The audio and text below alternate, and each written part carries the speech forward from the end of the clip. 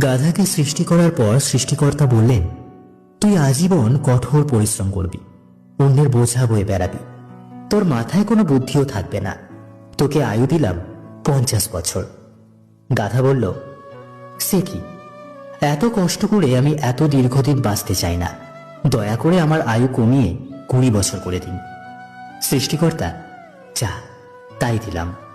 কুকুরকে বললেন, তুই হবি মানুষের সবচেয়ে বিশ্বস্ত বন্ধু, কিন্তু মানুষের উচ্ছিষ্ট খেয়ে বেঁচে থাকবি, তোর আয়ু হবে 30 বছর।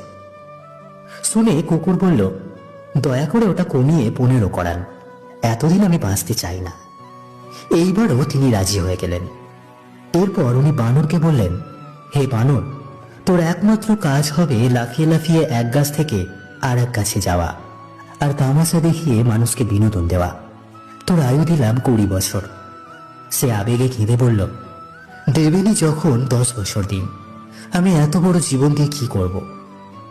এইবার মানুষকে বলল, তুমি হবে সৃষ্টির শ্রেষ্ঠ জীব, সবচেয়ে জ্ঞানী এবং বিচক্ষণ, তোমার আয়ু হবে 20 বছর। সে তো খুশিতে পাগল হয়ে গেল, কিন্তু এত মহৎ জীবন দিয়ে মাত্র 20 বছর। সে করজোড়ে প্রভুকে বলল, একটা কাজ করা যায় না, আপনি আমাকে গাধার ফেরত দেওয়া 30 বছর, কুকুরের 15 বছর, বানরের 10 বছর দিয়ে দিন। সৃষ্টিকর্তা বললেন, নিজের ভালো পাগলেও হয়েছে, তুই বুঝলি না, যা, দিলাম।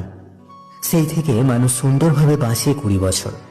পরের 30 বছর গাধার মতো সংসারের বোঝা টানে, তারপরের 15 বছর ছেলে মেয়ে যা দেয় তাই খেয়ে পড়ে বেঁচে থাকে কুকুরের মতো, আর তার পরের 10 বছর বানরের মতো কখনো এক সন্তানের বাড়ি তো কখনো আর এক সন্তানের বাড়িতে ঘোরে, আর নাতি নাতনিদের বিনোদন দেওয়াই হয় তাদের প্রধান দায়িত্ব।